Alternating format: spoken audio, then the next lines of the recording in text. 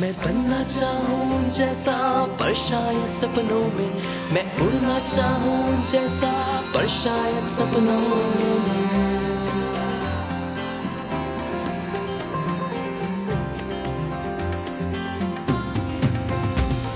सपनों की है उड़ान, कांटे बन गए फूल समान, रोक न पाए वो मुझको मुट्ठी में मेरी ये आसमां।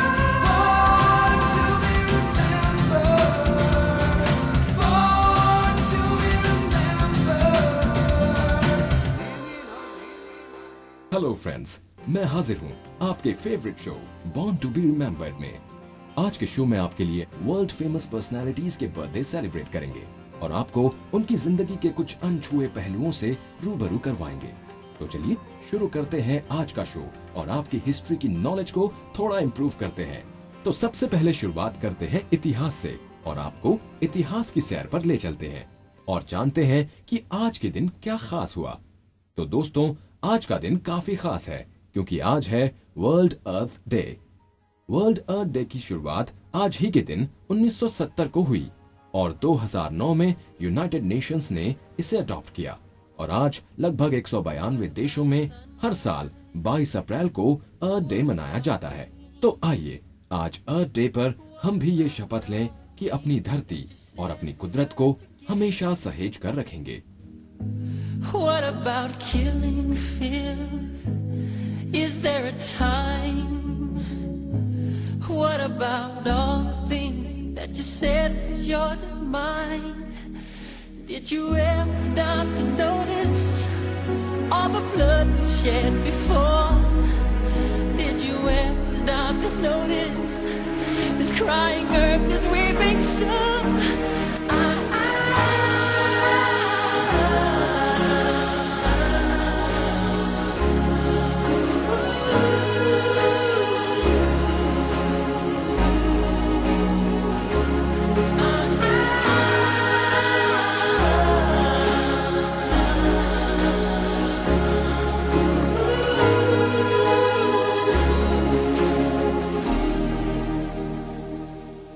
चलिए अब बारी है आज के हमारे बर्थडे सेलिब्रेशन की, जहां है एक से बढ़कर एक सितारे। तो शुरुआत करते हैं हिंदी फिल्मों की पहली सिंगिंग स्टार से।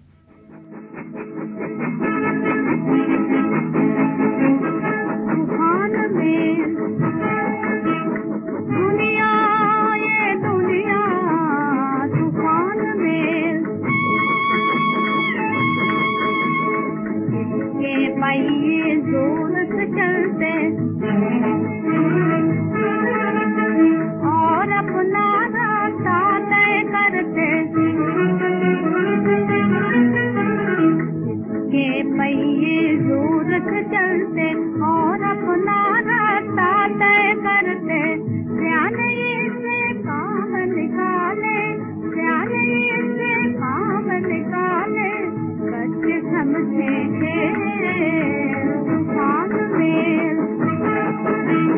दुनिया ये दुनिया तूफान में।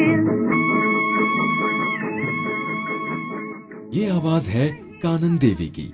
आज के इस हाईटेक संगीत के जमाने में शायद ये आवाज थोड़ी धुंधली पड़ गई हो, लेकिन हिंदी फिल्मों के इतिहास में ये आवाज हमेशा अमर रहेगी। 22 अप्रैल 1916 को हावड़ा, पश्चिम बंगाल में इनका जन्म हुआ। बचपन में ही पिता का साया सर से उठ जाने की वजह से परिवार की देखरेख का जिम्मा कानन पर आ गया। उस वक्त कानन देवी की उम्र सिर्फ 10 साल थी। उनके एक पारिवारिक मित्र ने उन्हें कलकत्ता के जाने माने स्टूडियो मदन थिएटर में नौकरी दिलवा दी और 1926 में आई कानन देवी की पहली फिल्म जयदेव।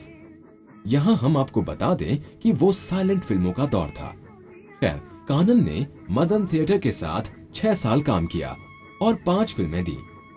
ऋषिर, प्रेम, जोरे बरत, विष्णु माया और प्रहलाद। इन फिल्मों में 2 फिल्में विष्णु माया और प्रहलाद तो ऐसी फिल्में थीं जिसमें इन्होंने मेल लीड का रोल ही कर डाला। कानन देवी ने यूं तो एक्टिंग का पेशा मजबूरी में अपनाया था, लेकिन धीरे धीरे ये उनका पैशन बनता चला गया और एक के बाद एक वो सफल फिल्में देती चली गईं। इसके बाद उन्होंने राधा फिल्म्स ज्वाइन किया और 1933 में उन्होंने उस वक्त हिंदुस्तान के सबसे बेहतरीन फिल्म स्टूडियो में से एक न्यू थिएटर के लिए काम करना शुरू किया। अब तक टॉकी फिल्में हिंदुस्तान में आ चुकी थीं। उसके बाद आई फिल्मों में तो मानो इस खूबसूरत अदाकारा का एक और रंग दुनिया के सामने आया। वो था उनकी आवाज का रंग, जिसमें हर कोई सराबोर हो गया। अपने संगीत को लेकर वो काफी संजीदा थीं और इसीलिए उन्होंने संगीत की विधिवत शिक्षा भी ली। अपने संगीत और खूबसूरती से उनके कई फैंस बने। कानन देवी की सफलता आसमान छू रही थी। उनका नाम देश के सबसे कामयाब सितारों में शुमार होने लगा था और इन्हीं सबसे हौसला पाकर 1949 में कानन देवी ने अपना ही स्टूडियो शुरू कर दिया, जिसका नाम उन्होंने श्रीमती पिक्चर्स रखा। अनन्या, हॉस्पिटल, बनफूल, राजलक्ष्मी, चंद्रशेखर जैसी यादगार फिल्में कानन देवी के नाम है। पद्मश्री और दादा साहेब फाल्के अवार्ड से सम्मानित हिंदी सिनेमा के स्टार को हमारा सलाम।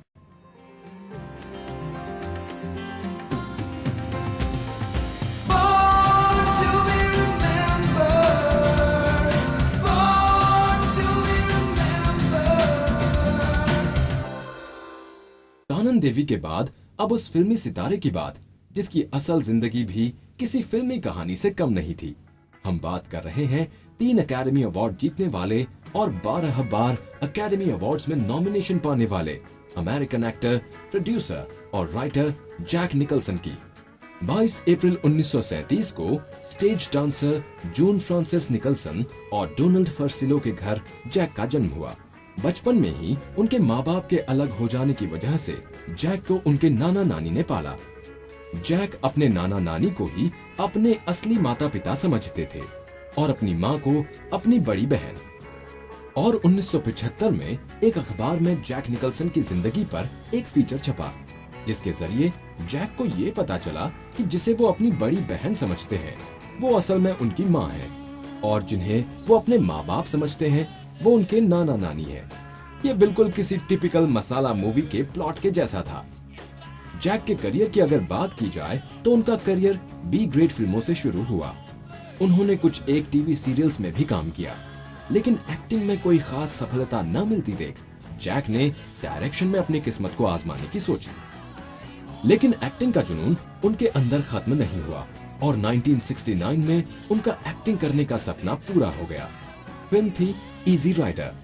एक वकील के किरदार में लोगों ने उन्हें इतना पसंद किया कि उन्हें मिला उनका पहला ऑस्कर नॉमिनेशन। साथ ही 1975 में आई उनकी film one flu over the cuckoos nest के लिए उन्हें मिला बेस्ट एक्टर का Oscar award. And the winner is Jack Nicholson in One Flew Over the Cuckoo's Nest. Well, I guess this proves there are as many nuts in the Academy as anywhere else. But since you gave me the chance, I'm really happy to get an opportunity to thank all of the guys in the company, all of the Phoebes Brigade. And I'd like to thank Miss Pickford, who incidentally, I believe was the first actor to get a percentage of her pictures.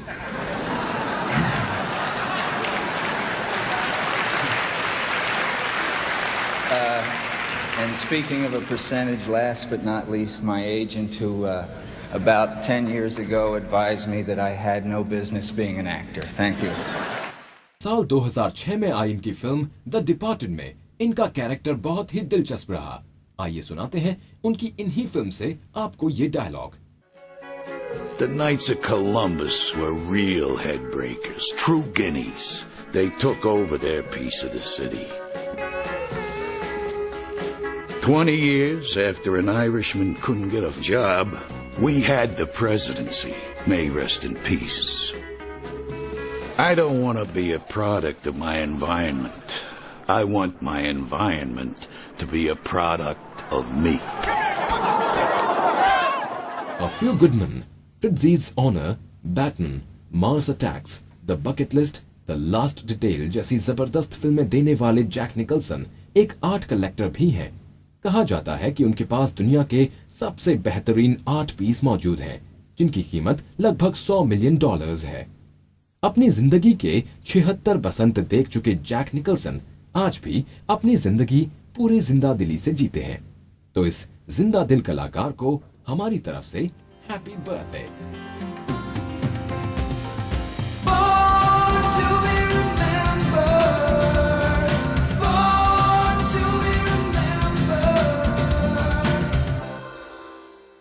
दोस्तों, पिछले हफ्ते हमने आपको एक खूबसूरत सा गाना सुनाया था। आज उसी फिल्म से जुड़ी एक शख्सियत का जन्मदिन है जिनका नाम है B.R. चोपड़ा। और चलिए फिलहाल सुनते हैं उन्हीं की फिल्म का ये प्यारा सा गाना।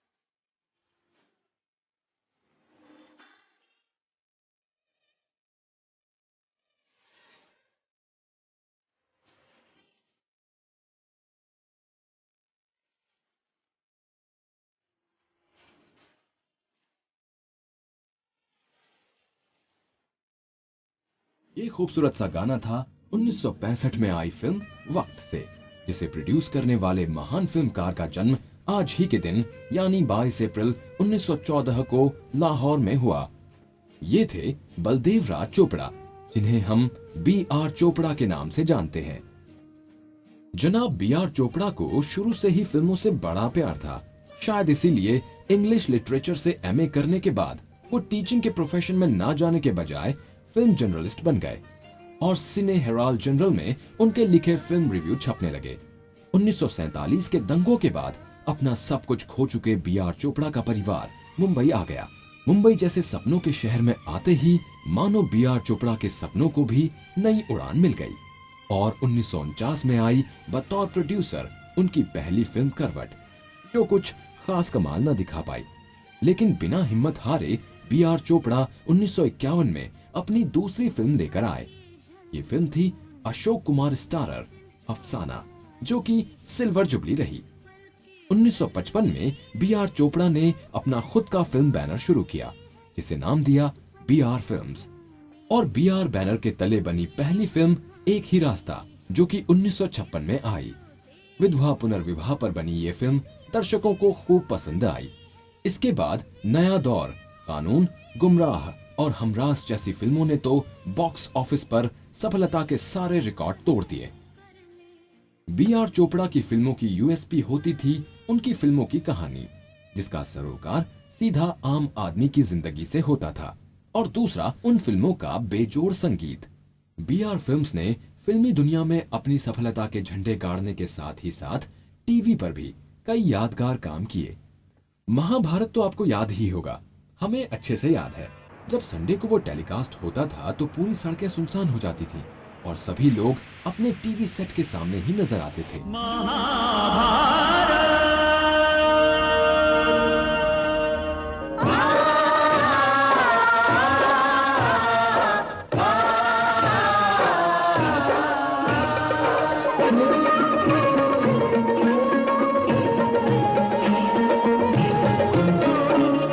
अथ श्री महाभारत कथा,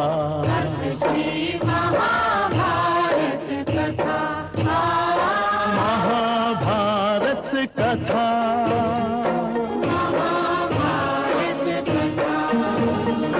कथा है पुरुषार्थ की, ये स्वार्थ की, परमार्थ की, सारथी जिसके बने श्री कृष्ण भारत पार्थ की। शब्द दिग्घोषित हुआ जब सत्य सार्थक सर्व था। शब्द दिग्घोषित हुआ।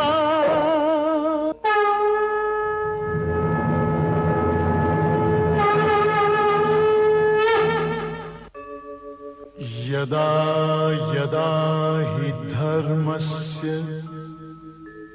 ग्लानिर्भवति भारत अभ्युत्थानम् अधर्मस्य तदात्मानं सृजाम्यहम् परित्राणाय साधु। पर्दा छोटा हो या बड़ा, बी.आर. चोपड़ा को दर्शकों की नब्ज पकड़ना अच्छे से आता था और शायद यही वजह थी कि 1949 से शुरू हुआ बी.आर. चोपड़ा का सफर 2003 तक एक से बढ़कर एक फिल्मों के साथ चला। 2003 में आई उनकी फिल्म बागबां इसी का नमूना है।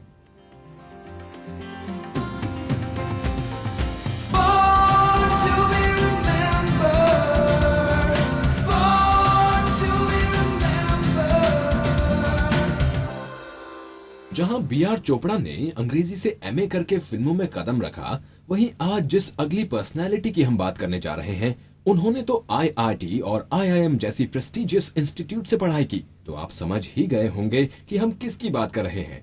ये हैं चेतन भगत, जिनकी कलम से न सिर्फ एग्जाम्स में कठिन से कठिन सवाल के जवाब निकले, बल्कि इनकी कलम ने कई बेस्ट सेलर भी लिखे। 22 अप्रैल 1974 को दिल्ली की मिडिल क्लास फैमिली में जन्मे चेतन शुरू से ही पढ़ाई में अव्वल रहे। चेतन आज इंडियन यूथ के आइकन बन चुके हैं। उनकी novels 5 Point Someone, One Night at the Call Center, The 3 Mistakes of My Life, 2 States, Revolution 2020, Love, Corruption, Ambition शायद आज हर यूथ की फेवरेट हैं। उनकी नॉवेल की सक्सेस से बॉलीवुड भी बच नहीं पाया और उनकी नॉवेल पर फिल्में भी बनी, जैसे one night at the call centre पर हेलो, 5 Point Someone पर बनी blockbuster 3 Idiots, the 3 Mistakes of My Life पर आई फिल्म कायपोचे। फिलहाल चेतन नोवेल के साथ साथ फिल्म स्क्रिप्टिंग में भी हाथ आजमा रहे हैं और हम यही उम्मीद करते हैं कि हमेशा की तरह यहाँ भी सफलता के वो नए रिकॉर्ड कायम करेंगे। हमारी तरफ से all the best and many many happy returns of the day. चलते चलते हम आपको चेतन के नोवेल पर बेस्ड इस ब्लॉकबस्टर फिल्म के गाने के साथ छोड़ जाते हैं, लेकिन उससे पहले एक और पर्सनैलिटी के बर्थडे को विश करना हम कैसे भूल सकते हैं। ये है हॉकी के आइकन जुगराज सिंह, जिनका आज 32वां जन्मदिन है। 22 अप्रैल 1983 को पंजाब में जन्मे इस हॉकी प्लेयर ने कई क्रूशियल मैचेस में इंडियन हॉकी टीम को अपने जबरदस्त खेल से बचाया है। फुल बैक पोजीशन पर खेलने वाले जुगराज सिंह का 2003 में हुए एक एक्सीडेंट ने प्रोफेशनल करियर जरूर खत्म कर दिया हो, लेकिन हॉकी के लिए उनका प्यार आज भी जिंदा है और फिलहाल वो कॉर्नर पेनल्टी कोच के तौर पर जूनियर इंडियन हॉकी टीम से जुड़े हुए हैं। मैं अपने दोस्तों के साथ बहुत समय बाद हम लोग एक साथ मिले थे, it was an get together. वहाँ पे हम लोग खाना खाने गए, वापस आ रहे थे खाना खा करके, तो रास्ते में एक रिक्शा वाला सामने आ गया। उसने गलत रास्ते में रिक्शा लेके एकदम गाड़ी के सामने किया, तो उसको बचाने के चक्कर में जो हमारी गाड़ी है वो फुटपाथ पे चढ़ के जो है पोल के साथ क्रैश कर गई। मन में आता है कि यार मेरे साथ ही क्यों ऐसा सब कुछ हुआ, लेकिन फिर भी अगर उसका जो सेकंड पार्ट देखें तो फिर मेरी ज़िंदगी मुझे वापस मिल गई है। मेरे लिए वो सबसे बड़ी बात है। आज मैं अपने पेरेंट्स के साथ हूँ, अपने मोरोवर मेरे फैंस के सामने हूँ, तो वो सब को देखते हुए मैं वो पुरानी चीज़ें जो हैं उनको पीछे छोड़ते हुए आगे जाने की कोशिश कर रहा हूँ। अर्जुन अवार्ड विजेता इस बुलंद हौसले वाले खिलाड़ी को जन्मदिन की ढेर सारी मुबारकबाद और यही उम्मीद करते हैं कि इनकी जिंदगी में भी सब ऑल इज वेल हो।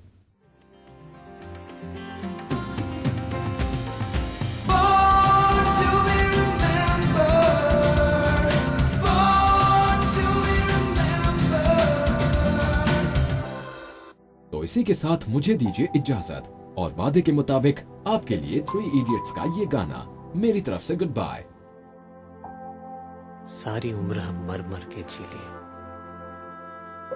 एक पल तो अब हमें जीने दो, जीने दो।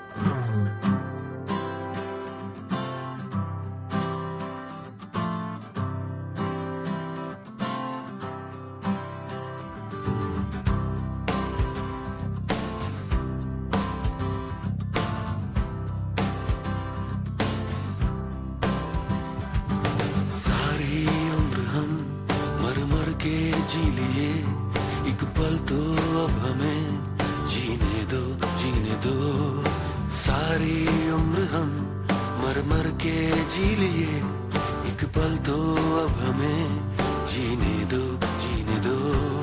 ना ना ना ना ना ना ना ना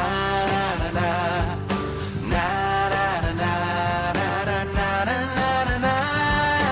Give me some sunshine, give me some rain, give me another chance. I wanna grow up once again. Give me some sunshine, give me some rain, give me another chance. I wanna grow up once again.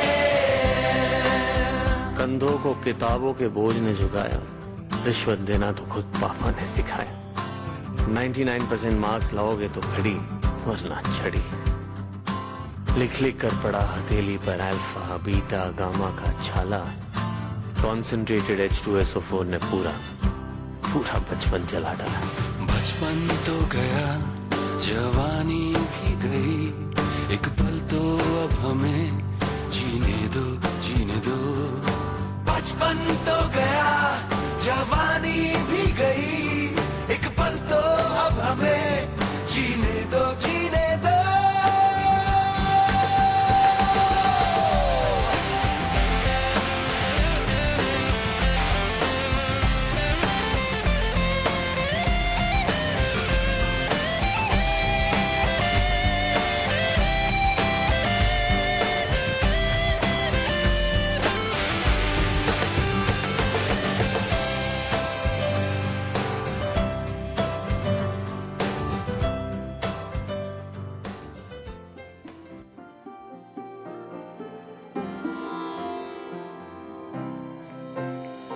मैं बनना चाहूँ जैसा पर शायद सपनों में, मैं उड़ना चाहूँ जैसा पर शायद सपनों में।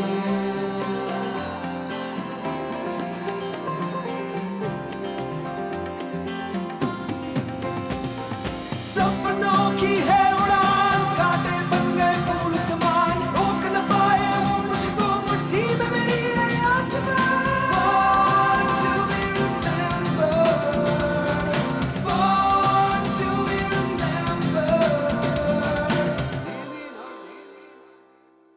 इस कार्यक्रम के कार्यकारी निर्माता जैनेंद्र सिंह,